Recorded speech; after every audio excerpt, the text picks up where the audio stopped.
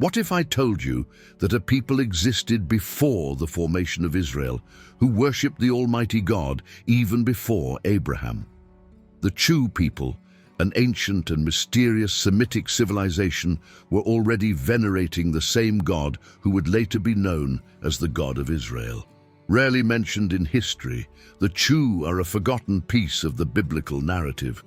In this video, we will explore the evidence suggesting that the worship of Yah, rather than beginning with Abraham, was practiced by other Semitic groups before Israel was even consolidated. This implies that the worship of God was not exclusive to the Israelites. These discoveries could completely alter our understanding of the origins of faith. The notion that a people worshipped the God of Abraham before the formation of Israel may seem strange, even unsettling. Many believe that the worship of the Almighty God began with Abraham and was passed down solely to the Israelites. However, the Bible suggests that other Semitic groups, such as the Chu, had already revered this God even before Israel's establishment. These people shared a direct connection with Abraham and held similar beliefs about the Most High God. A significant example of this connection is Jethro, also known as Reuel. He was a priest of the Most High God and played a crucial role in Moses' story. Though his presence in the scriptures is limited, his influence was substantial, especially in the book of Exodus. Jethro demonstrated great wisdom and leadership when advising Moses, helping establish an efficient organizational system among the Hebrews. If you're enjoying the content, don't forget to like and subscribe to the channel. Now, back to the video. Fleeing Egypt after killing an overseer, Moses escapes to Midian, a land inhabited by various Semitic tribes. It is here that he encounters Jethro, a priest who descends from both the Kenites and the Midianites. This encounter would forever change his life. Jethro is not only a spiritual leader, but also a man of great influence among his people. He worships the Most High God, the same God Abraham revered, demonstrating that monotheism was practiced outside the context of Israel. Upon encountering this reality, Moses begins to realize that the worship of the true God was already a part of the traditions of other Semitic peoples. Seeking refuge, Moses spends 40 years under Jethro's protection, learning the customs and teachings of the Semitic tribes. This period allows him to deepen his connection with the traditions passed down from his ancestors. Jethro's influence helps Moses to understand the spiritual and cultural practices of the Midianites and Kenites, broadening his perspective on faith in the true God. During this time, Moses learns to live as a shepherd in the desert, acquiring vital skills that would later prepare him to lead the Hebrew people in the Exodus. Moses also marries Zipporah, Jethro's daughter, further solidifying his ties to the Semitic community and its traditions. This marriage not only integrates him into Midianite society, but also symbolizes a bond between Abraham's descendants and other Semitic groups who followed the Most High God. His marriage marks a turning point in his life, as he transitions from being merely a fugitive to becoming part of a new family connected to ancient faith. Jethro's story reinforces the idea that the worship of the God of Abraham existed before Israel's formation, shared among various Semitic peoples. And in this context, the Chu people are born. Throughout history, various Semitic peoples inhabited the Middle East and North Africa, playing key roles in the civilizations of the time. Among them, the Chu stand out as an enigmatic and little documented group. They were nomadic herders, speaking a Semitic language, and were present in the southern part of Egypt from the end of the Bronze Age to the beginning of the Iron Age.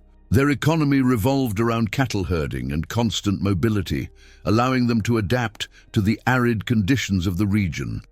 However, to the Egyptians, the Chu were seen as raiders and invaders, threatening the stability of the empire's borders. Egyptian records frequently portray these people as enemies, though they also recognize their power and influence. The presence of the Chu extended beyond Egypt. They spread across various regions of the Near East, including Canaan, Syria, Sinai, and even Saudi Arabia. The extent of their influence suggests they were more than just simple nomadic tribes.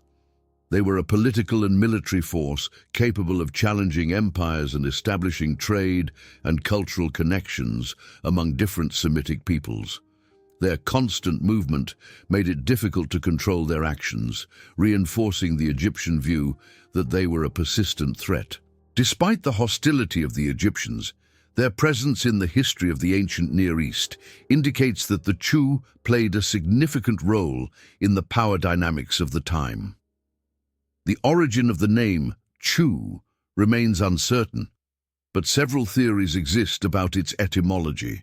Some scholars suggest the term comes from the Egyptian word sas, meaning those who walk on foot, referring to the nomadic lifestyle of this people. Others believe the word could be linked to Egyptian and Semitic terms for raiding or stealing, reinforcing the negative image the Egyptians had of the Chu. The way they were named reflects not only their identity, but also how the dominant empires viewed them, often reducing them to invaders without considering their culture and influence in the region. Egyptian records show the Chu were frequently involved in clashes with the pharaoh's army. Their mobility and ability to adapt to the desert made them formidable adversaries, and their presence was both feared and respected. They appear in Egyptian documents as fearless warriors, attacking caravans and border cities, but also as negotiators and even mercenaries hired to fight in regional conflicts. This suggests that while the Chu were seen as a threat, their military and strategic influence was recognized and at times even utilized by the Egyptians. The first known mention of the Chu appears in a list from the 15th century BCE, identifying them as part of a Semitic group that had a profound impact on the civilizations of Northeast Africa and the Middle East.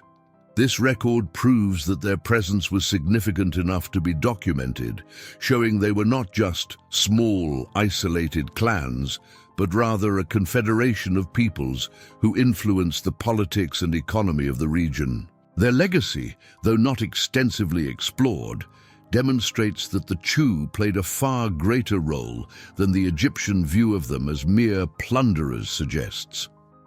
As the Chu expanded their presence throughout the Near East, their influence began to draw the attention of the Egyptians. During the reign of Thutmose III, around 1550 BCE, this people were officially recognized as a threat to Egypt. Records from the time indicate that the Chu were particularly active in southern Canaan, where their advance posed a challenge to Egyptian control in the region. The pharaohs viewed these Semitic nomads as destabilizers of trade and military routes, listing them among their enemies and intensifying campaigns to contain them.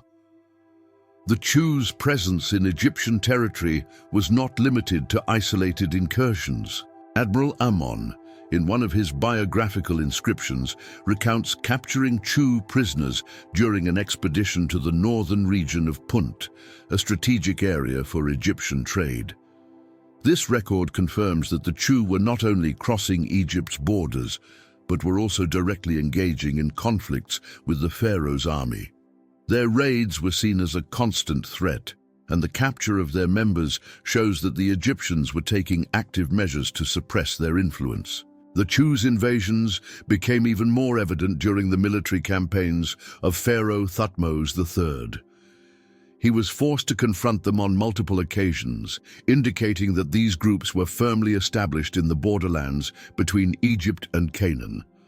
The resistance they offered forced the Egyptians to reinforce their defenses and carry out frequent military expeditions in an attempt to control their movements. Their presence in these territories suggests that, far from being mere opportunistic raiders, the Chu had an organized structure that allowed them to challenge one of the most powerful empires of the time.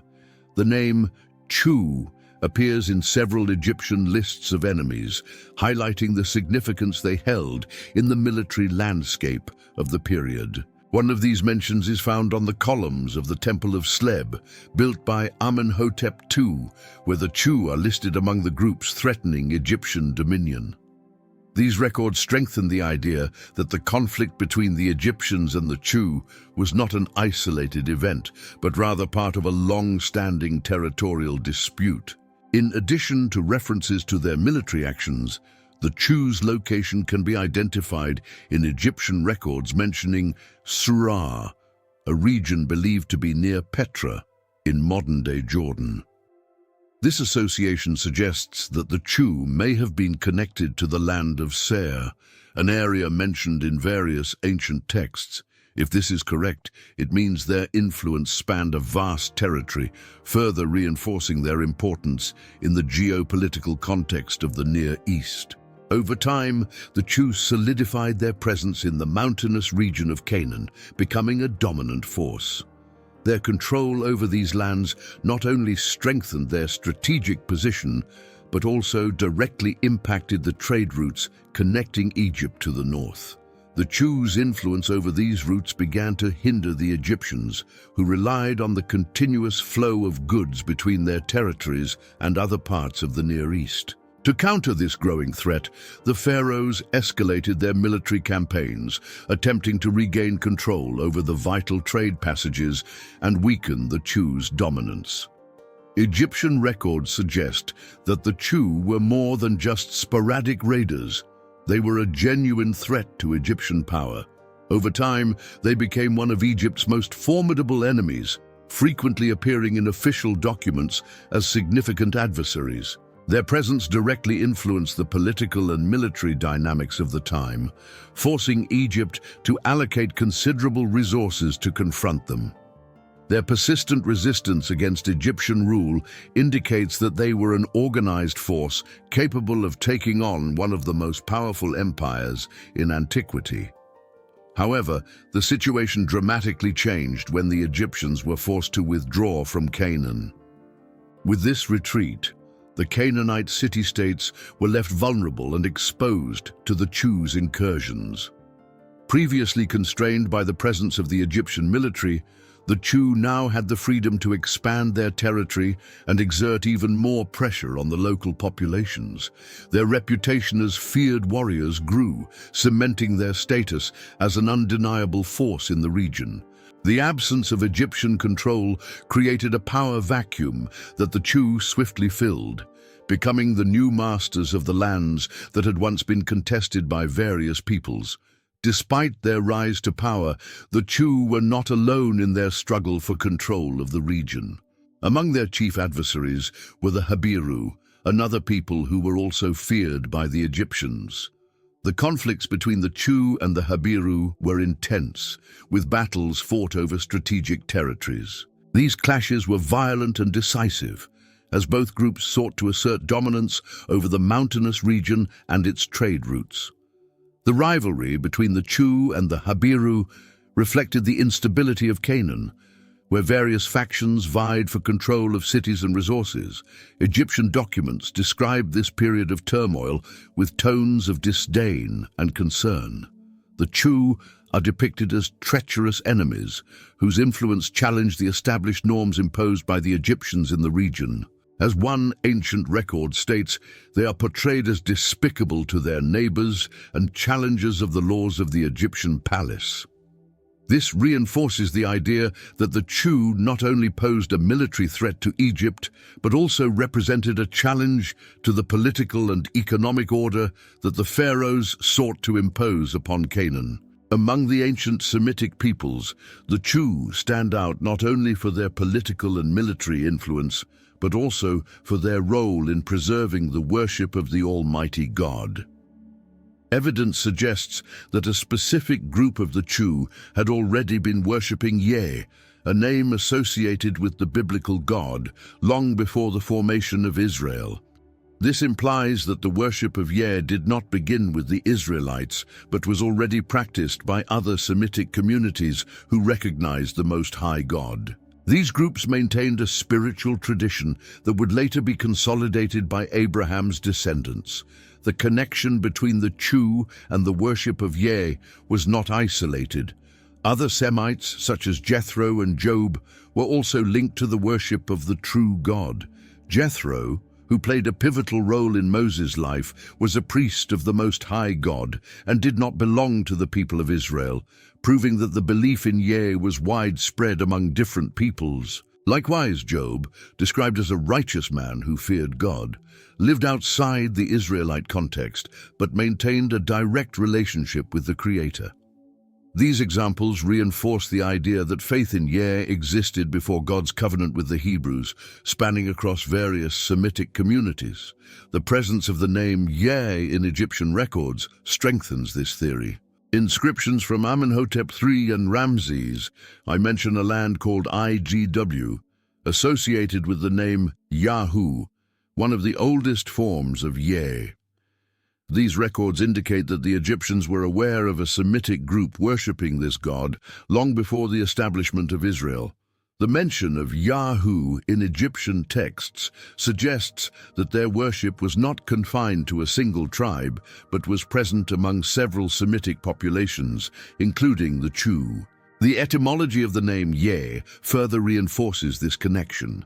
The hieroglyphic translation of IGW corresponds to the Hebrew tetragrammaton Yahu, one of the earliest names used to refer to the God of Israel. This confirms that the worship of Yah was practiced long before the Israelites arrived in the Promised Land, solidifying the idea that this belief had roots deep within the Semitic peoples who preceded them. The Chu of IGW played a fundamental role in spreading this worship. They not only recognized Yah as the supreme God, but also helped preserve his worship across generations. Archaeological and biblical evidence points to a clear connection between this people and the monotheistic tradition that would later be associated with Israel. This revelation transforms our understanding of the origins of faith in the Most High, showing that the belief in Yah existed long before the formation of the Israelite nation. Midianites and Edomites, like Jethro and Job, had already followed the God of Abraham long before the nation of Israel was established. Jethro, the priest of the Most High God, had a profound influence on Moses, further supporting the idea that faith in the one true God was not exclusive to the direct descendants of Jacob. Similarly, Job, an Edomite, is depicted as a righteous man who feared God, highlighting that this belief was part of an ancient Semitic worship tradition passed down through generations. However, despite the presence of monotheism, the Midianites and Edomites also practiced paganism and polytheism. Just as with other Semitic peoples, elements of idolatry coexisted with the worship of the true God. Still, the worship of the God of Abraham was preserved and continued to be passed on, indicating that faith in the one true God withstood time and remained alive even among peoples who embraced other religious practices. The connection between the Israelites, Midianites, and Chu suggests a common origin. The worship of Yah was not an isolated phenomenon, but a tradition shared among various Semitic communities. This reinforces the idea that the faith in the God of Israel had deep roots, recognized even before the formal covenant with Moses. The Egyptians referred to the Semitic peoples as Rixos, a term encompassing various groups, including the Chu, Midianites, and Edomites. This designation shows that from the Egyptian perspective, these peoples were seen as part of the same cultural and ethnic context, regardless of their internal differences. The knowledge of the Chu people and their role in preserving the worship of Yah is a mystery that challenges our understanding of the origins of monotheistic faith. If you enjoyed this content and wish to explore more hidden mysteries and biblical stories, don't forget to like and subscribe to the channel. Your support helps us bring more videos like this to a wider audience. Activate notifications so you don't miss our upcoming content, and share this video with friends who may enjoy it. We'll see you in the next one.